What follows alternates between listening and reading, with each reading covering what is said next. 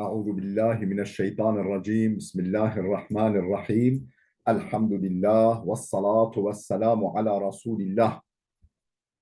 Değerli arkadaşlar, El-Keşşaf, Zemahşeri'nin El-Keşşaf adlı tefsirinden Fussilet suresi 30-36. Ayetlerin tefsirini yapmak üzere birlikteyiz.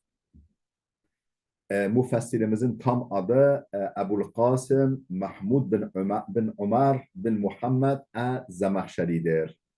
Tefsirinin tam adı ise El-Keşşaf en Hakaik Tenzil ve Uyunul Akavil'dir. Müellifimizin vefat tarihi Hicri 538. Bu eser sizlerin de bildiği gibi meşhur olduğu üzere Mu'tezili bir tefsirdir. Mu'tezile mezhebi yöntemine göre hazırlanmıştır. Efendim İslam alim yani bizim ehli sünnet alimleri bunu özetleyenler olmuş. Ondan sonra i'tizali fikirlerini tenkit edenler, ayıklamaya çalışanlar olmuş. Yani üzerinde çok sayıda çalışma yapılmıştır bu eserin. Çok önemli bir eser olması hasebiyle buradan da efendim bir örnek metin okumak istedik. Bu ayetleri seçmemizin sebebi Marmara Üniversitesi İlahiyat Fakültesi'nin tefsir bir müfredatının bir kesiti olması bu ayetlerin. Efendim bu ayet kesitlerini muhtelif surelerden seçilmiş ayetleri değişik tefsirlerden okuyoruz ki talebelerimiz bütün bu tefsir yöntemlerinden haberdar olsunlar. Bu yani İslam alimleri Zemahşer'in bu tefsirini bir dolunaya benzetirler. Bir dolunay gibi efendim aradaki serpiştirilmiş mu'tezili fikirler ise yani düşünceler ise o dolunayın yüzünü hafifçe lekeleyen birer işte hafifçe karalayan birer leke olarak görmüşler. Ama yine efendim yani o parlaklığından efendim güzelliğinden dolayı bilhassa belagat açısından Kur'an'ın belagatını yansıtması açısından ayna olması açısından buna bigane kalmamışlar. Efendim ayet-i kerimelerimizin meallerini veriyoruz. Mealini veriyoruz önce. Sonra Zemahşeri tefsirinden okumaya devam edeceğiz. Estaizu billah. İnnellezîne kâlû rabbunallâhu thumme istaqâmû tetenezzelu aleyhimul melâiketu ألا تخافوا ولا تحزنوا وأبشروا بالجنة التي كنتم توعدون. İnnellezîne kâlû yani onlar ki dediler yani şöyle onlar ki dediler Rabbimiz Allah'tır sonra da dosdoğru oldular. Yani Rabbimiz Allah'tır deyip de sonra dosdoğru yürüdüler. Tetenezzelu aleyhimul melâiketu onların üzerine melekler iner. Onların yanına melekler iner. Ne zaman? Herhalde ölüm sırasında veyahut da efendim kabirden çıkarken ondan sonra veya mahşere gelirken yanlarına melekler iner. Ne diye? Ella tehafu korkmayın ve la tahzanu mahzun olmayın, üzülmeyin ve ebşiru bil cenneti leti kuntum tuadun dünyada size vaat edilmiş olan cennet ile müjdelenin. Cennet müjdesi size olsun size derler. Nahnu evliyaukum fil hayati dünya ve fil ahireti. Efendim dünya hayatında da ahirette de biz sizin dostlarınızız. Biz sizin dostlarınızız derler o işte iman edip istikamet üzere kalanlar, yürüyenler. وَلَكُمْ ف۪يهَا مَا تَشْتَهِ أَنْفُسُكُمْ. Efendim o cennette canınızın çektiği her şey vardır. Canınız neyi çekerse o cennette sizin için vardır. وَلَكُمْ ف۪يهَا مَا تَدَّعُونَ. Orada arzu ettiğiniz, dilediğiniz her şey vardır. Nuzulen min gafurur rahim. Efendim mağfireti bol, efendim çok bağışlayan, pek merhamet eden zattan, Allah Teala'dan bir ziyafet olarak, bir konukluk olarak, misafire sunulan bir ziyafet olarak bütün bunlar sizin için vardır derler. Şimdi Zemahşer'in yöntemi şöyle, ayetin her kelimesini tefsir etmiyor.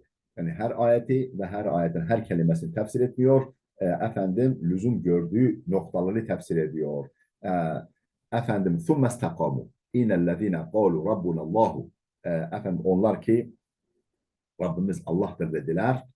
Efendim innellezine qalu rabbunallahu thumma istakamu. Yani Rabbimiz Allah'tır dediler. Sonra istikamet üzere yürüdüler. Buradaki thumme kelimesini açıklıyor. Diyor ki thumme literahil istikameti anil ikrari fil mertebe ve fadliha aleyhi. O thumme malum daha sonra demek. Yani sonra yani efendim Rabbimiz Allah'tır deyip sonra efendim istikamet üzere yürüyenler. Buradaki thumme sonra manasına gelen thumme e, efendim e, istikametin ikrardan yani Allah'ımız Rabbim Allah'tır. İkrarından efendim mertebe bakımından daha ötede, daha yukarıda efendim epey yani bir yukarıda ötede olduğunu beyan etmek içindir, ifade etmek içindir. Yani ve fadliha aleyhi ve efendim istikametin ikrardan daha faziletli olduğuna delalet içindir, işaret içindir. Yani efendim iman ettik, iman ettim demek kolaydır. Önemli olan hayatının sonuna kadar, son nefese kadar o iman çizgisi üzerinde istikametini sürdürmektir. Yani o istikamet ikrardan daha önemlidir.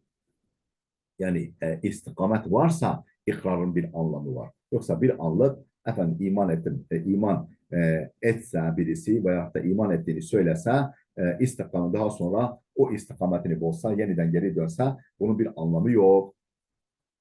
لأن الاستقامة لها الشأن كله.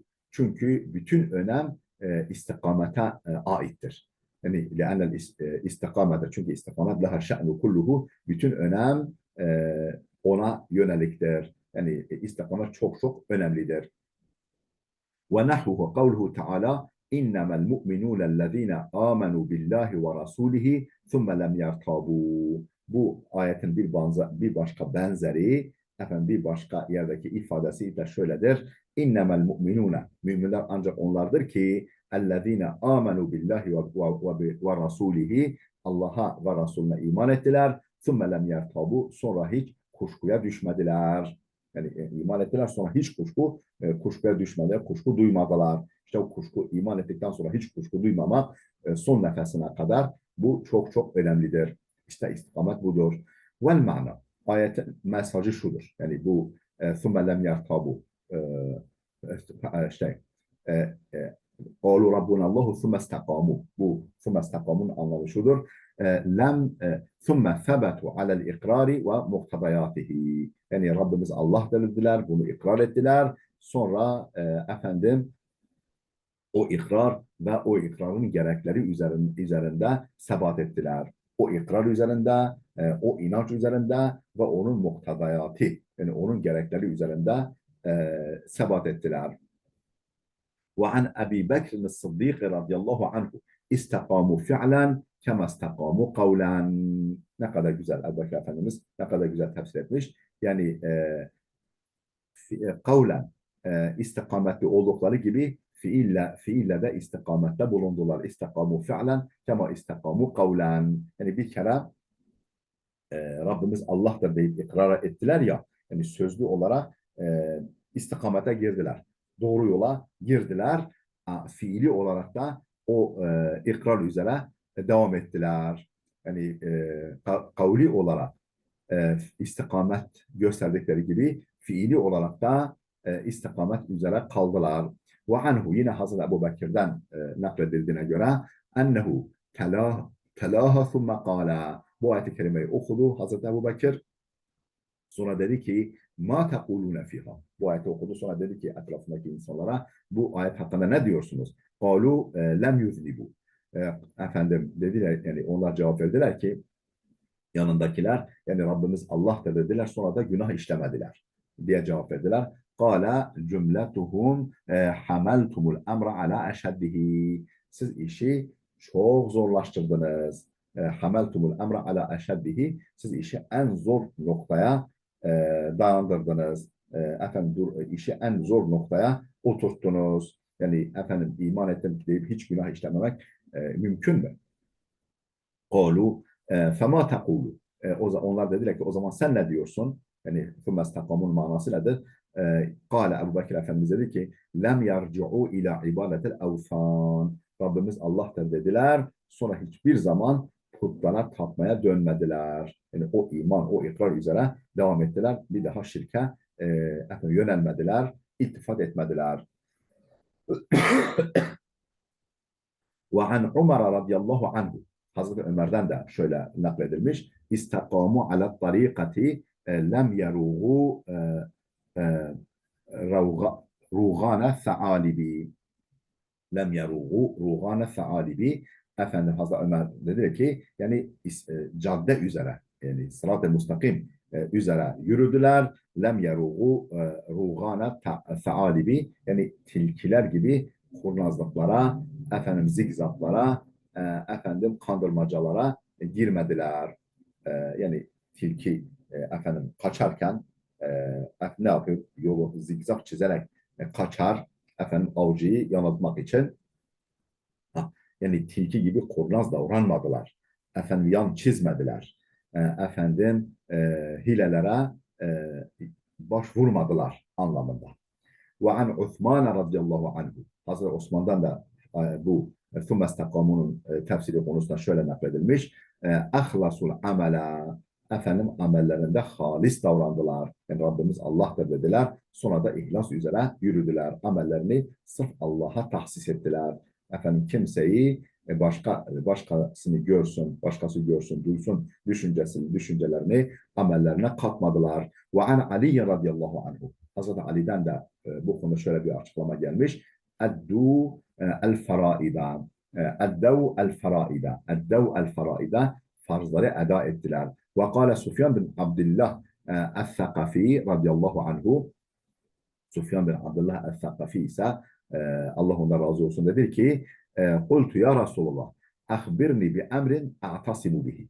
Dedim ki ey Allah'ın Resulü bana bir hususu söyle ondan ayrılmayayım. Ona sımsıkı sarıl. Bana bir emir buyur.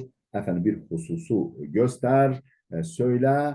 Efendim ben ona sımsıkı sarılayım. Ondan hiç ayrılmayayım. Ayrılmayayım. Kale kul Rabbi Allah thumme istakim. Dedi ki Resulullah Rabbim Allah'tır de sonra dosdoğru ol dedi.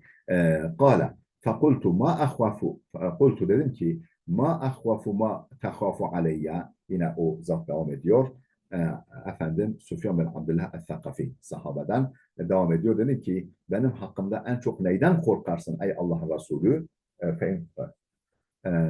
Kala dedim ki fakultu Resulullah dedim ma ahvafu ma tekhafu aleyya benim hakkımda en çok korktuğun şey nedir? Feakada Resulullah bilisani nefsihi fekal Resulullah kendi dilini şöyle tuttu dilini çıkardı böyle tuttu dilini kala hada senin hakkında en çok bundan korkarım yani diline sahip çık efendim diline sahip çık efendim kötü şeyler söyleme veya fazla söyleme. Neyse işte dile sahip çıkmak nasıl gerekiyorsa öyle sahip çık. Efendim tetenezzelu aleyhimul melaiketu indel mevti bil buşra. Efendim ayetteki tetenezzelu işte onlar ki efendim Rabbimiz Allah'tır dediler sonra da istikamet üzere yürüdüler. Tetenezzelu aleyhimul melaiketu onların yanına onların üzerine melekler iner. Ne zaman? Indel mevti bil buşra. Efendim ölüm sırasında müjde ile inerler. Müjde getirmek üzere inerler yanına. وقيل البشرى في ثلاثة مواطن. Bu müjde üç yerde olduğu söylenmiş. Bu meleklerin getirdiği müjdenin üç yerde olduğu söylenmiş. Andel mevti ve fil kabri ve idâ qâmû min kuburihim. Efendim ölüm sırasında, kabirde ve kabirlerinden kalkarken efendim dirilip kabirlerinden mahşere gitmek üzere kabirlerinden kalkarken efendim bu durumlarda, bu üç noktada efendim o melekler o mümine iman edip istikamet üzere hayatını tamamlayan mümine efendim müjdeyi getirirler. Ne diye müjdeyi getirirler? Allah tehafu efendim korkmayın diye müjdeyi getirirler. En bima'na ey. Yani melekler inerler. Yani la tehafu. Korkmayın. Yani buradaki en ey manasıdır. Yani anlamında. Ey bima'na ey. Ev muhaffafetun mine thakile. Veyahut da tetenezzelu aleyhim meleketu ennehu.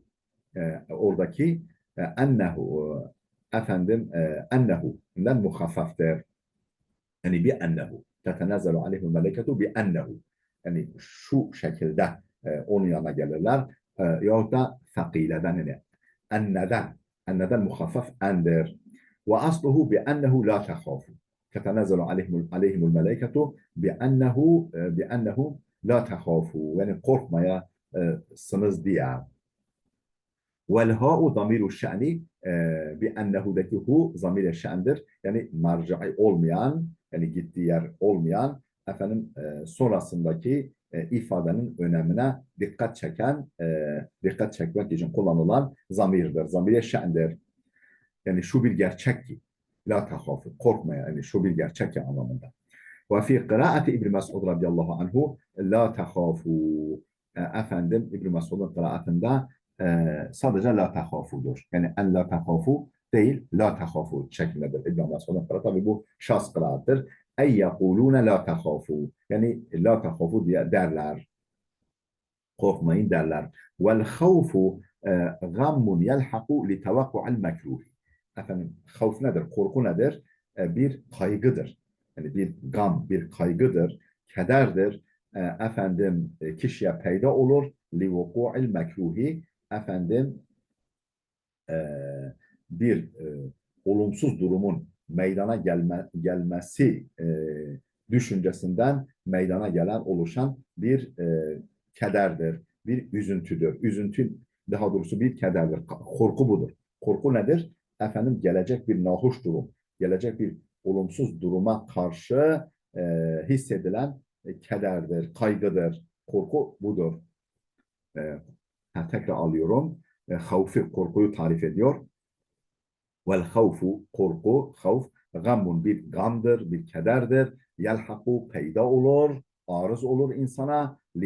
Tevakku'il mekruhi, kötülük beklentisinden dolayı, bir yani kötülük gelecek, kötülük beklentisinden dolayı insana peyda olan bir gamdır, kederdir. Vel huznu, üzüntü ise gammun yelhaku li vuku'ihi min fevati nafi'an ev husuli darrin. Önceden bir faydayı kaçırmak. Bir faydayı kaçırmak veyahut da bir zararın husulundan dolayı yani gerçekleşen bir faydayı kaçırdı. Gerçekleşmiş yani. Önceden meydana gelen bir gerçeği, bir faydayı kaçırmak veyahut da bir zararın husulundan peyda olan bir kederdir. Yani hüzün, üzüntü geçmişe yöneliktir. Geçmişteki bir kayıp veyahut da bir zarardan dolayı insan üzülür. Geleceğe yönelik bir nahuş durum beklentisinden dolayı insan korkar gelecekteki.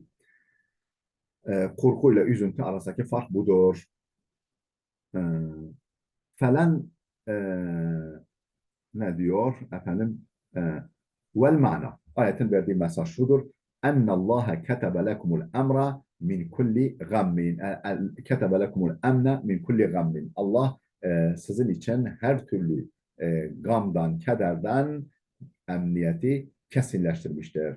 Ennallaha ketebe lekum. Allah sizin için yazmıştır, kesinleştirmiştir. El emne, güveni min kulli gammin, her türlü kederden. Yani geleceğe yönelik kederden, kaygıdan, geçmişe yönelik üzüntüden, kederden Allah sizin için emniyeti yazmıştır, kesinleştirmiştir.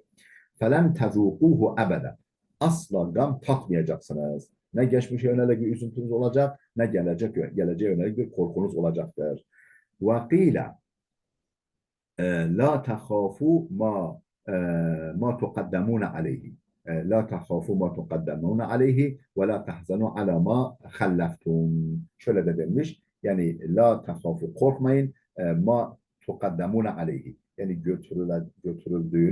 götürülmekte olduğunuz e, yerlerden korkmayın. Yani önünüzdeki sizi bekleyen hiçbir şeyden korkmayın. La tehafu ma tuqaddamuna aleyhi takdim edildiğiniz, götürüldüğünüz yerlerden, duraklardan korkmayın. Ve la tahzanu, mahzun olmayın. Ala ma hallaftum, geride bıraktıklarınızdan dolayı da üzüntü duymayın. Kema enne şeyatine kurana'ul usati ve ihvanuhum, öte yandan asi, kafir ve günahkar kimselerin e,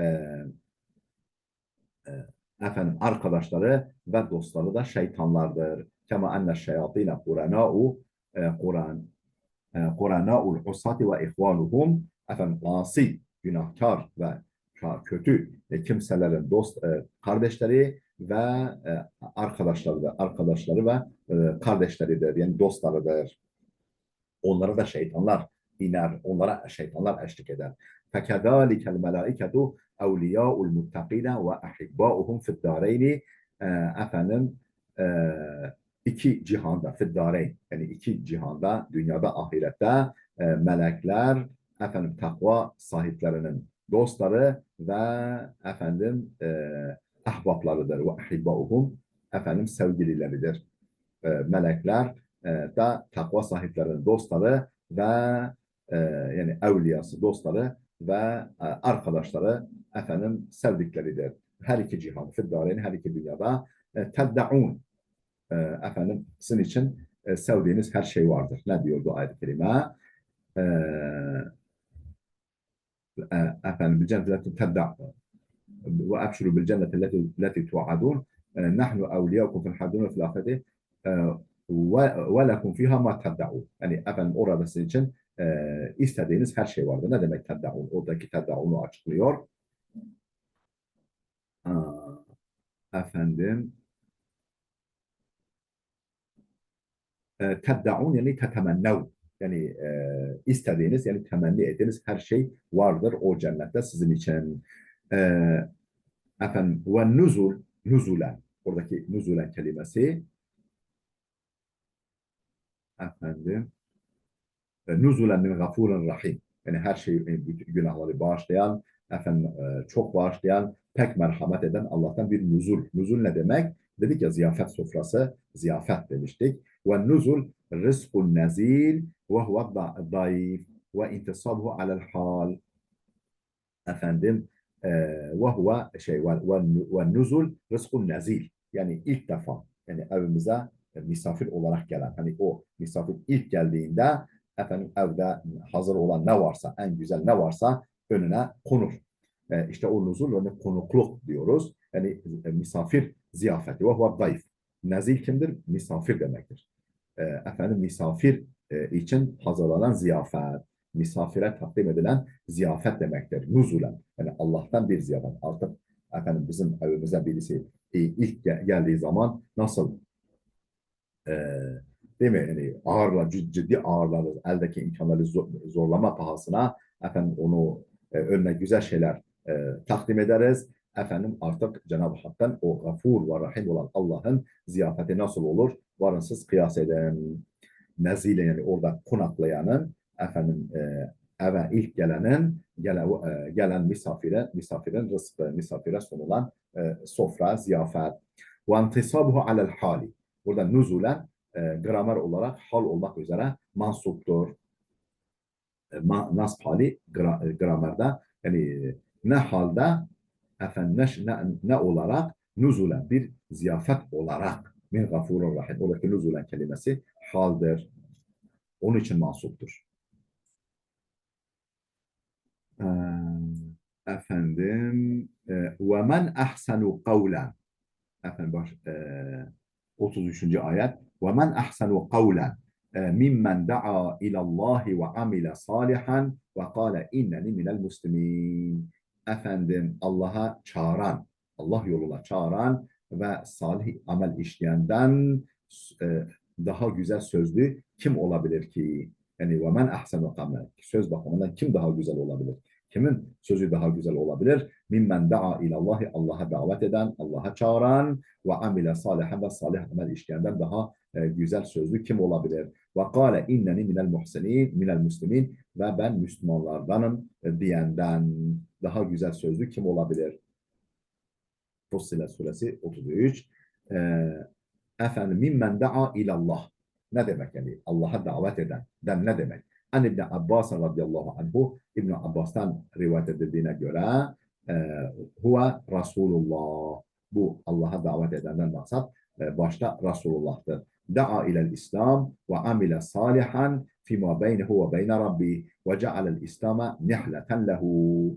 Efendim İslam'a buradaki mimmen da'a ilallah, oradaki men da'a ilallah'tan Allah'a davet edenden maksat Resulullah. Yani Allah'a davet edeni örneğini görmek mi isterseniz? İşte buyurursa Resulullah. Yani en baş örnek, en birinci örnek Resulullah'tır. İslam'a çağırmış, efendim kendisiyle Rabbi arasında salih amelden ayrılmamış, yani güzel ibadetler yapmış, Rabbine karşı, Rabbine yönelik ve salih amel işlemiş. Fima beynehu ve beyne Rabbihi, kendisiyle Rabbi arasında hep güzel şeyler yapmış, amellerde bulunmuş. Ve cealel İslam'a nihleten lehu, İslam'ı da kendine yol edinmiş. İslam'ı kendine yol edinmiş. Nihle, efendim, yol, inanç sistemi edilmiştir. Hiç bundan ayrılmamış.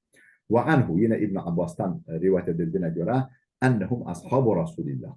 Efendim onlar tabi başta Resulullah ve Resulullah'ın sahabileridir. Tabi daha sonra onların yolunu tutan herkes. Ve an Aişe radıyallahu anha, Hazreti Ayşe'den rivayet edildiğine göre işte men da'a ilallah kimdir? Ma kunna neşukku enne hâzihil ayete nezelet fil muezzinin. Bu ayetin müezzinler hakkında indiğinden kuşku duymazdık. Yani hepimiz biliyorduk ki bu ayet efendim müezzinler hakkında inmiş. Yani Allah'a çağıran, değil mi? Müezzinler Allah'a çağırıyorlar. Efendim Allahu Ekber, Allahu Ekber diyorlar. Hayya ala salah, hayya ala salah diyorlar. Efendim bu ayetin müezzinler hakkında indiğinden biz kuşku duymazdık. Yani onları da tabii başta peygamber, sahabiler ve özellikle müezzinleri kapsadığından biz şüphe etmezdik. Ve hiye ammetun fi kulli men cema'a beyne hâzihi selâfi. Efendim Zemahşeri diyor ki efendim bu ayet tamam, bunlar Resulullah, sahabi, efendim müezzinler denmiş ama bu ayet geneldir. Fi kulli men cema'a beyne hâzihi selâfi. Şu üç özelliği kendine toplayan herkesi kapsar bu ayet. En yekune muvahhiden mu'takiden li dinil İslam, muvahhid olması, tevhid ehli olması, Allah'ı bir tanıması, tek tanıması ve İslam dinine inanması, efendim muvahhid olması, İslam dinine itikad etmesi, İslam dinine inanması, amilen bil hayri da'iyen ileyhi, hayırla amel etmesi ve hayra çağırması. Efendim e, bu ayet-i kerime bütün bu kimseler hakkında geneldir. Yani tevhid ehli olacak, efendim İslam'a inanacak, hayırla amel edecek, hayır işler yapacak, efendim Allah'a çağıracak. Kim böyleyse işte bu ifade onu kapsar, bu müjde onu kapsar. Ve ma hum illa tabakatul alimin el amilina min ehli adli ve tevhid. Efendim onlar ancak ehli adl ve ehli tevhidden efendim amil olan, yani amelle, ilmiyle amel eden alimler tabakasıdır. Ehli adalet ve ehli tevhid. Hem yani adalet ve tevhid ehli olan efendim amil alim, yani ilmiyle amel eden alimler tabakasıdır. Tabii bu ehli adl ve tevhid mu'tezile efendim kendilerine ehli adl ve tevhid diyorlar. Yani adalet, tevhid, adalet, efendim 5 tane prensipleri var ya, tevhid, adalet, işte emri ma'ruf, nehyi münker, ondan sonra efendim menzile beynel menzileteyn vesaire 5 tane prensipleri var. Efendim onlar, yani biz mesela ehli sünnet onlara kaderiye diyor. Yani kafayı kadere takan, efendim kaderi inkar eden gibi derler. Ama bunlar da kendilerine ehl-i adl ve tevhid diyorlar. Yani burada kendi mezhebini ön plana çıkarıyor. Yani bizim mezheptaşlarımızdır. Yani bu bizim mezheptaşlarımız da bu ayetin kapsamına girer diyor Mu'tezile, Zemahşeri. Ehl-i adl ve tevhid onlara kastediyor. Efendim, ed-duatu ila dinillah. Efendim bunlar Allah'ın dinine davet eden kimselerdir. Dur bakalım diplom ne diyor? Yani in arada bihim el mu'tezile semmu enfusahum bidalike. Efendim eğer fela veçhe littahsis, eğer buradan diyor ki bu muhakkik eğer burada Mu'tezile'yi kastediyorsa ki onlar kendilerine ehl-i adl ve tevhid diyorlar. Böyle bir tahsise gerek yok. Hiçbir yeri yoktur yani. Böyle bir tahsisin yani biziz, bizden bahsediyor. Demezsin hiçbir haklı gerekçesi yoktur diye bir not düşmüş efendim muhakkik. E, ve kavluhu ve kâle inneni minel muslimin ve ben Müslümanlardanım diyenden daha güzel sözlü kim vardır? Leysel garadu ennehu tekelleme bihadel kelam velakin ceale dinel İslami mezhebehu ve mu'tekadehu. Yani ben böyle sözlü olarak işte ben Müslümanlardanım demesine gerek yok. Yani buradan maksat efendim leysel garadu burada amaç ennehu tekelleme bihadel kelam bu şekilde konuştuğu değildir amaç. Yani ben işte sözlü olarak ben Müslümanlardan demesi değil. Velakin ceale dinel İslami mezhebehu ve mu'tekadehu fakat İslam dinini kendi yolu ve inanç sistemi edinmesidir. Yani bir kimse İslam dini kendine yol ve inanç sistemi edinmişse o efendim ben Müslümanlardanım demiştir. Yani bunu sözlü olarak söylemeye gerek yok. Kema takulu. Mesela şöyle demen gibi hâzâ kavlu Ebi Hanife. Yani turidu mezhebehu. Mesela sen diyorsun ki bu Ebu Hanife'nin kavlidir. Kavli Ebu Hanife veya kavli Ebu Yusuf. Yani onun sözüdür derken yani onun mezhebidir. Onun görüşüdür anlamında. Onun görüşü böyledir. Yani ben Müslümanlardanım görüşüne sahiptir. Yoksa bunu illa sözlü olarak dile getirme. Siz şart değil. Tabii söz söyler, yerine göre sözlü olarak da söylenir. Efendim.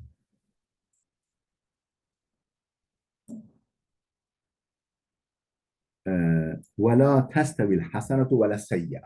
Efendim, iyilikle kötülük bir olmaz. وَلَا تَسْتَوِ الْحَسَنَةُ وَلَا السَّيِّئَةُ اِدْفَعْ بِالَّتِي هِيَ أَحْسَنُ. Sen en güzeliyle sav, idfa billeti ahsen kötülüğü en güzel olanla.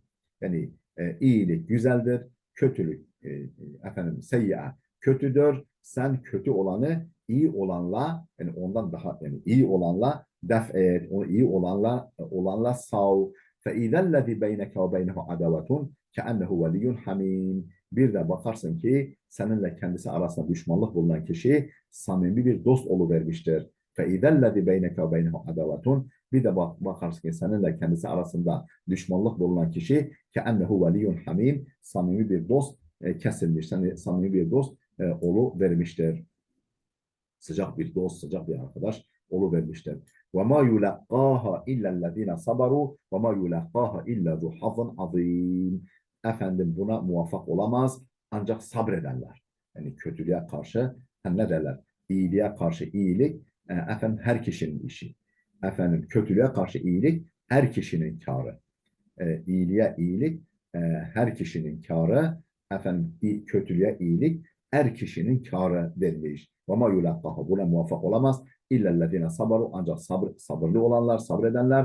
وَمَا يُلَقَّهَا اِلَّا ذُو حَظٍ عَظ۪يمٍ. Buna ancak büyük nasip sahibi. Efendim büyük nasip, büyük efendim e, has, büyük nasip, kısmet sahibi kimseler, talihli, büyük talihli kimseler ancak buna muvaffak olurlar. Yani bu ayetin mesajı şudur. Ennel hasenete ve seyyiate mutefavitetani fi enfusihima. Efendim hasene ve seyyiye yani iyilik ve kötülük kendi aralarında. Yani her birisi kendi içerisinde birbirinden farklıdırlar.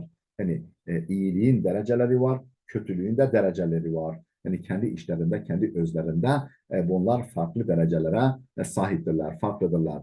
فَخُذْ بِالْحَسَنَةِ الَّتِي هِيَ أَحْسَنُ من أختها فخذ بالحسنة التي هي أحسن من أختها إذا اعترضتك hasenetan senin karşına iki güzel durum, iki iyi durum çıktığında en güzeli hangisi ise efendim onu tut sen. Fahur tut.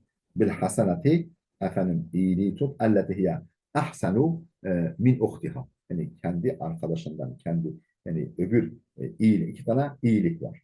Efendim karşına çıkmış iki tane iyilik var. Efendim birisi daha iyi. Sen onu tut, onu tercih et anlamında. فَخُذْ بِالْحَسَنَةِ الَّتِي هِيَ أَحْسَنُ مِنْ اُخْتِهَا. Yani arkadaşından yani diğer iyilikten, güzellikten Efendim daha güzel olanı, daha iyi olanı sen tercih et. İza i'taradatke hasenetani, iki hasene, iki iyilik, iki güzellik karşına çıktığında fedfa biha es-seyyi'atelleti teridu aleyke min ba'di a'daike. Efendim bazı düşmanlarından sana gelen, sana yönelen, bazı düşmanlarından sana yönelen kötülüğü o en güzel iyilikle sağ. Yani iki tane belki düşmanında bir kötülük sana geliyor. Diğer taraftan yani zaten ona kötülüğü hiç düşünme de efendim diğer taraftan iki tane iyilik var.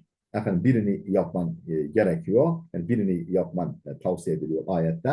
Efendim onun en güzelini o kötülüğe karşı en güzelini tercih et.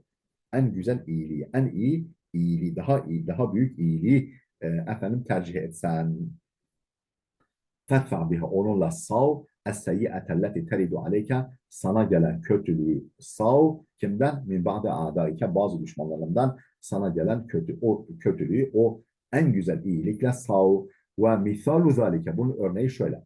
Raculun esa'a ileyke isa'aten. Efendim birisi sana bir kötülükte bulunmuş. Fel hasenetu en ta'fu anhu.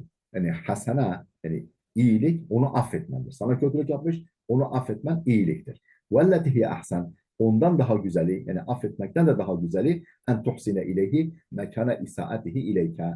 Onun sana yaptığı kötülüğe karşı ona iyilik etmen. Yani onu affetmen iyiliktir. Ama affetmekle yetinmeyip bir de üstelik iyilik etmen efendim onun kötülüğüne, sana yaptığı kötülüğe karşılık işte bu ahsendir. Misle en yazummeke fetemdehu. Bunun örneğine mesela diyelim ki o seni kötülüyor, sen onu övüyorsun. Yani seni kötülüyor, onu affediyorsun. Bu iyiliktir. Ama seni kötülüyor, sen affetmek şöyle dursun. Bir de onu övüyorsun. Ve yaktulu veledeke ve teftedi veledehu min yedi aduvihi. Efendim Allah korusun. Diyelim sen evladını öldürmüş. Sen onun evladını düşmanın elinden kurtarıyorsun. Fidyesini verip onun evladını veya sevdiği birini efendim fidyesini vererek düşmanın elinden kurtarıyorsun. İşte itfa billetihi ahsen budur. Allah ne kadar zor bir şey gerçekten. Efendim işte bu mükafatlar kolay değil. Yani Allah korusun birisi diyelim ki evladımızı öldürecek. Efendim yani onu affetmek bile çok zor. Onu sen affetmek şöyle dursun. Efendim bir de onun evladını yani efendim öyle söz konusu olursa öyle bir durum düşmanın elinden fidyesini verme pahasına kurtarmaya çalışırsan işte bu itfa billetihi ahsen oluyor. Fe inneke izâ fealte zâlike inqalebe aduvukel muşâku mislel veliyyil hamimi musafaten leke.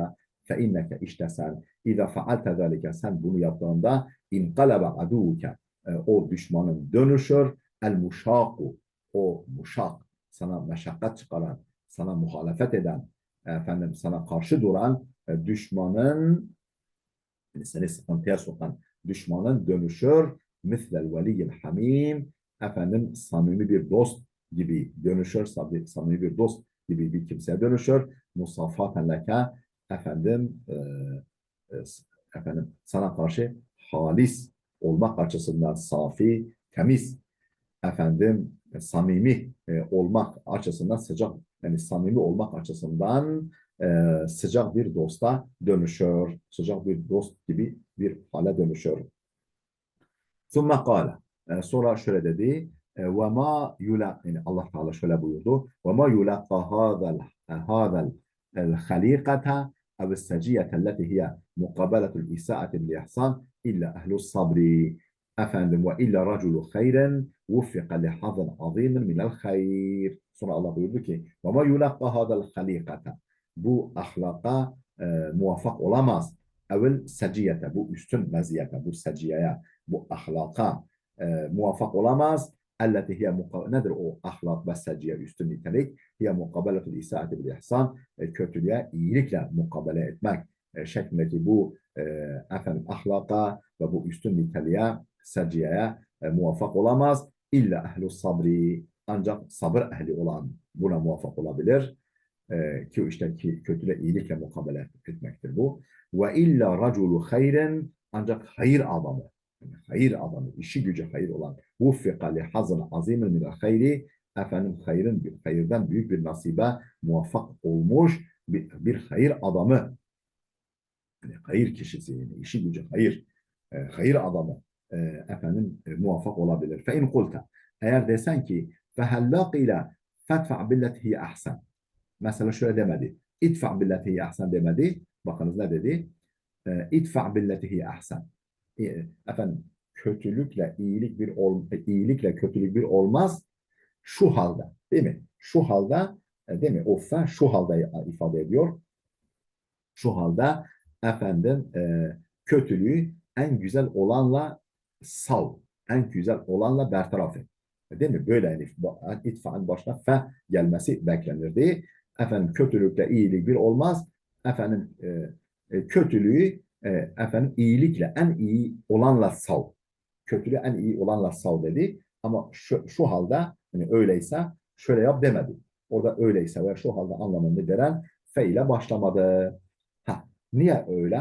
Yani niye yani orada fetfa demesi gerekmez miydi?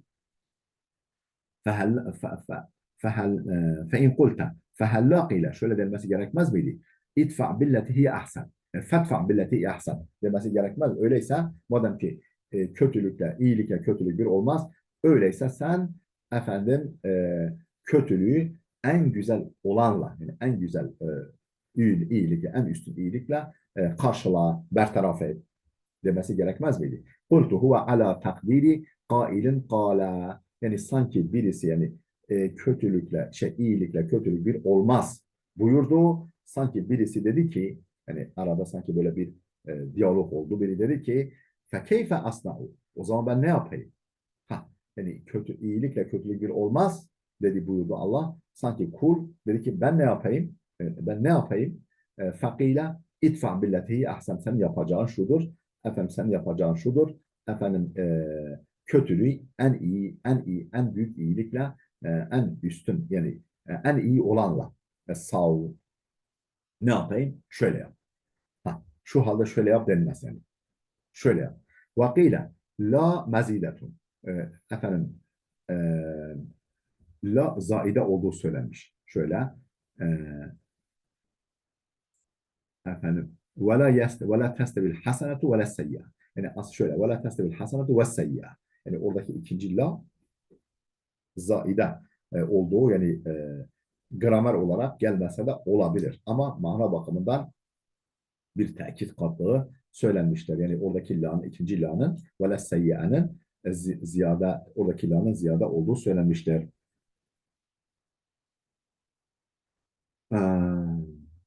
Efendim vel mana, bu durumda mana şudur: ve la testevil hasenetu ve seyyi'a, yani iyilikle kötülük bir olmaz. Fe in kulta, eğer desen ki fekânel kıyasu ala hâda tefsir en yukale, bu tefsire göre kıyas, kural şöyle denmesiydi. Yani kural şöyle denmesiydi. Yani kurala uygun olan şöyle denmesiydi.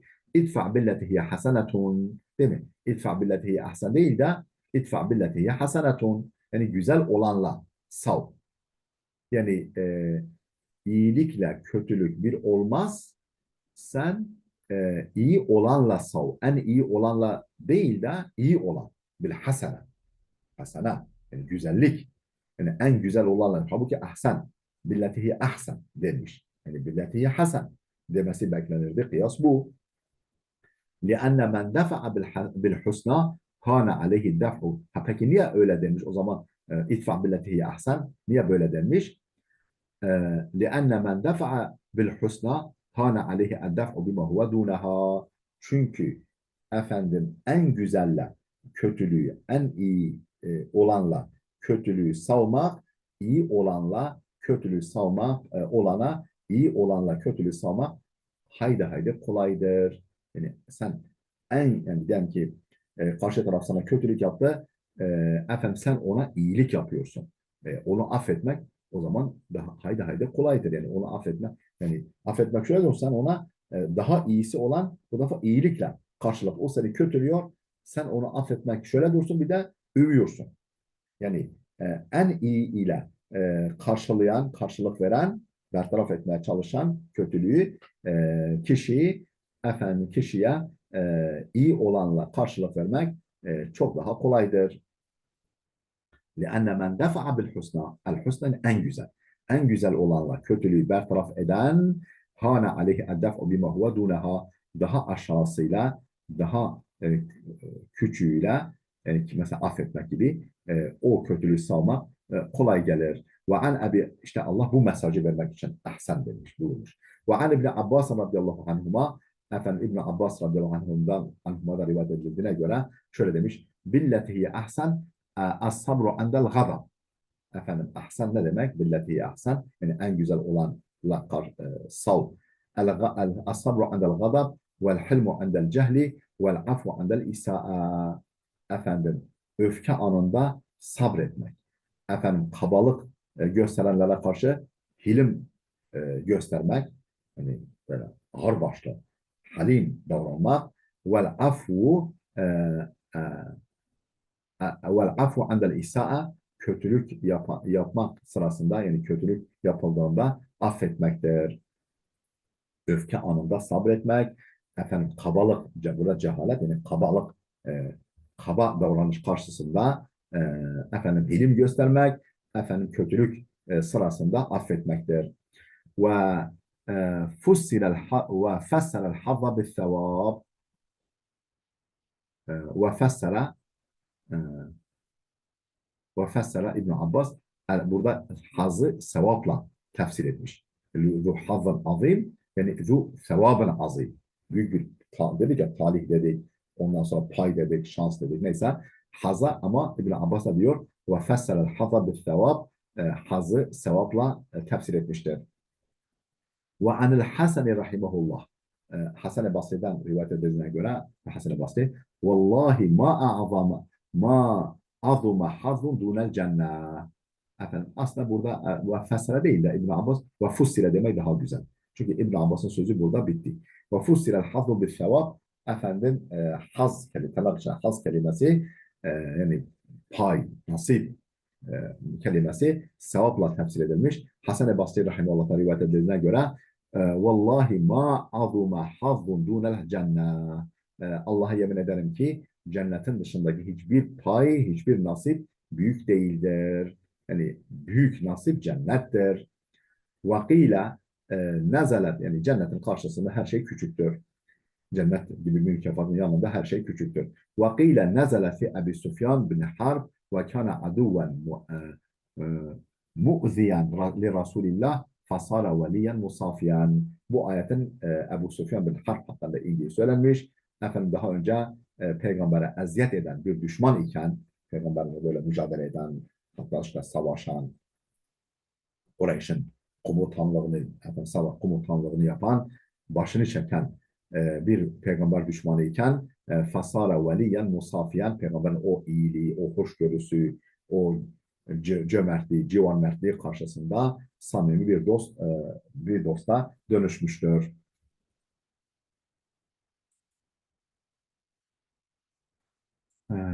Efendim ve imma yenzaganneke mineşşeytani nazgun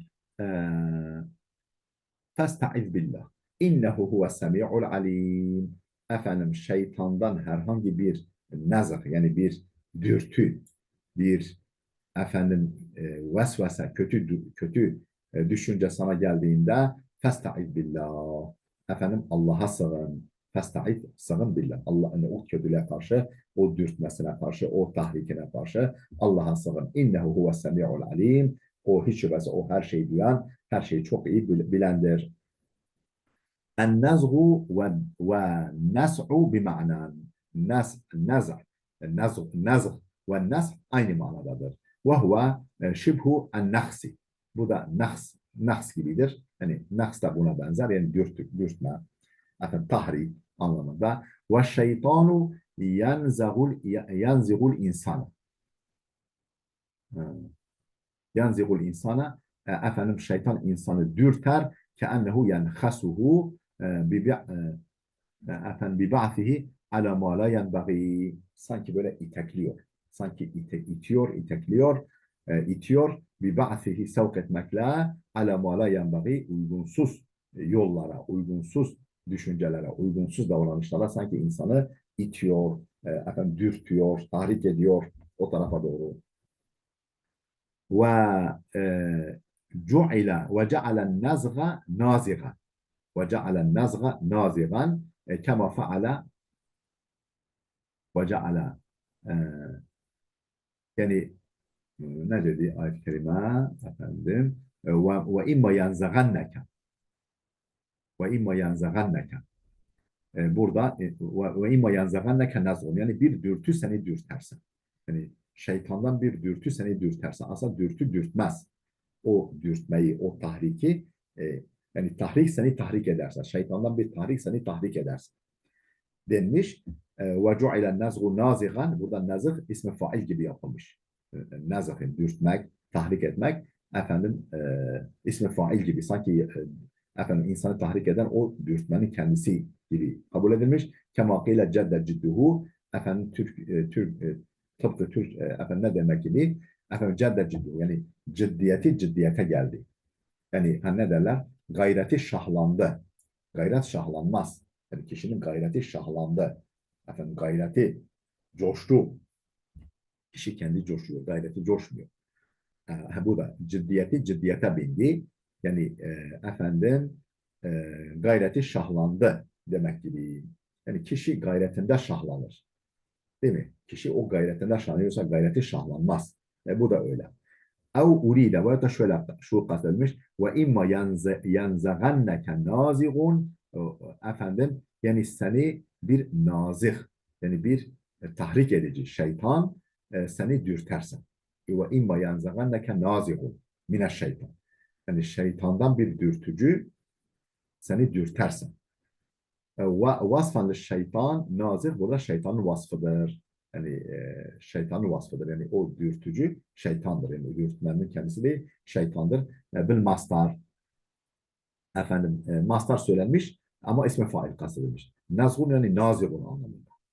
Yani mesela ne derim işte adilun adilun anlamında. Yani nazık kelimesi mastardır ama ismi fail manasında. Ve imma yanzaganneke mineşşeytani nazigun anlamında. Ev li tesvi bil mastar ev li tesvilihi efendim yani şeytanın tesvili. Ne demek tesvil? Yani kandırması. Şeytanın kandırması. Yani şeytandan bir kandırma, bir kandırma seni tahrik edersin. Vel ma'na ve in sarafaka şeytanu amma efendim vussite bihi mined def'i billeti hiye ahsen festa'id billahi min şerrihi vamdi ala şe'nike ve la tuti'hu. Yani ayetin verdiği mesaj şudur. Tabi öncesiyle bağlantılandırarak ve in sarafaka şeytanu amma vussite bihi mined def'i billeti hiye ahsen. Yani kötülüğü en güzel iyilikle sav şeklinde sana tavsiye edilen şeytan seni çevirmeye çalışsa ve insarafaka şeytanu şeytan seni çevirmeye çalışsa ama vussi tabii sana tavsiye edilenden nedir o sana tavsiye edilen? Mined def'i billetihi ahsen. Efendim en güzel olanla kötülüğü bertaraf etmek, kötülüğü savmak efendim şeklinde sana tavsiye edilenden şeytan seni çevirecek olsa festa'id billah min şerrihi onun şerrinden Allah'a sığın vamde ala şe'nike sen işine devam et ve la tuti'hu ona itaat etmesen her halükarda kötülüğü en büyük iyilikle, en güzel iyilikle savmaya, bertaraf etmeye çalış. E, Efendim değerli dostlar dersimiz burada bitti. Elhamdülillah bakınız Zemahşer'in ne kadar güzel bir tefsir olduğunu siz de gördünüz. Gelecek dersimize, başka bir dersimize kadar Allah'a emanet olun.